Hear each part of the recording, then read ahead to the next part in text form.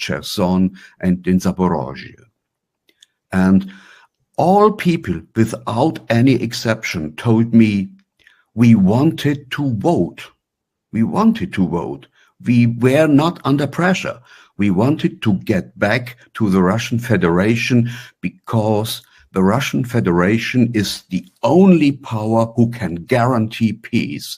We were under fire by the Ukrainian military for 8 years. Now let's go to the Russian side.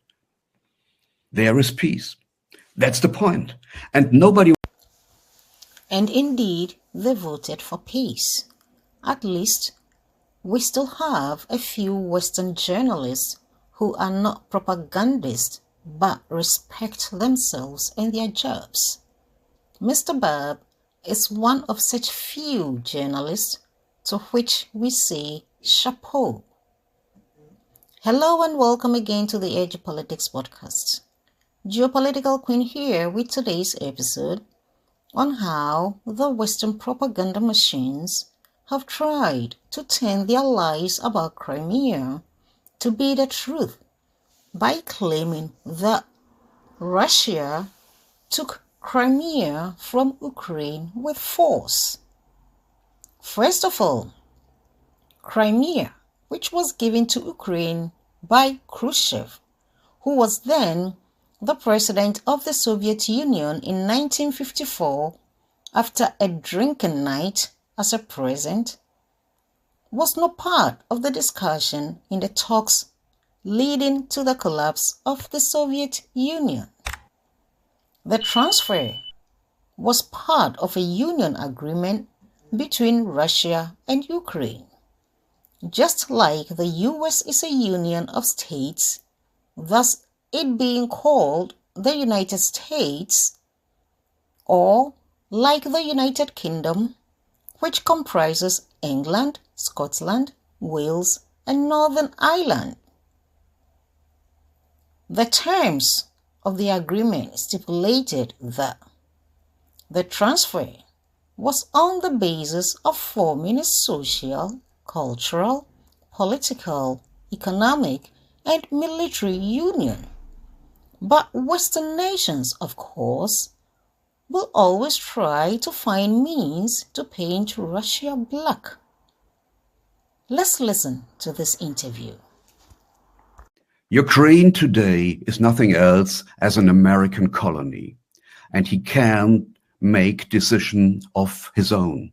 He depends on the one hand from American and EU money and money of the International Monetary Fund on one hand, and on the other hand, he's surrounded by Ukraine Nazis. This is his problem.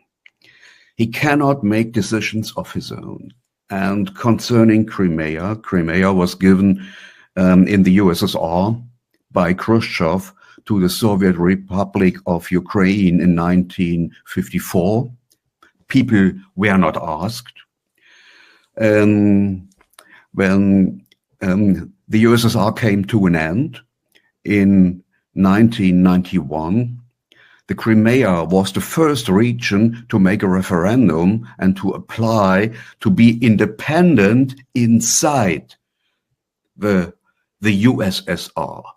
And after the coup in Moscow in mid-91, so a small minority decided to come to a separate state to Ukraine, but a majority of Crimean people wanted always to get back to Russia. This was a problem.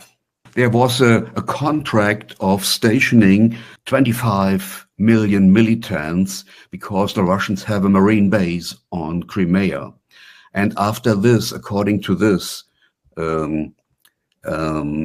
treaty between Moscow and Kiev, it is possible that Russian troops secure important places of the whole island. And they did in 2014, nothing else. It was a free referendum without any without using of force or something else. It was a free referendum. And So what do you say to those in the Russia. West that just dismissed that referendum, saying it was just like a kangaroo court kind of situation where it wasn't real, they were told what they had to do, etc.? What do you say to that charge? Absolutely not. So I saw many, I talked to many people in Crimea, and I talked to many people in the Donbass, in Cherson, and in Zaporozhye. And all people, without any exception, told me, we wanted to vote. We wanted to vote. We were not under pressure. We wanted to get back to the Russian Federation because the Russian Federation is the only power who can guarantee peace. We were under fire by the Ukrainian military for 8 years. Now let's go to the Russian side. There is peace. That's the point. And nobody wants to believe that because it is against Western interest. That's the point. It's against Western narratives. Yeah. And I want to now shift the gears a little bit. So what do you think? Are Western countries so obsessed with seeing Russia as an enemy, or they just want to ignore the decisions of the citizens of Crimea, those who voted in a free and fair referendum to join the Russian Federation? Well, kindly leave your comments in the comment section below, and thanks for tuning in. I will be back with the next broadcast. Good day.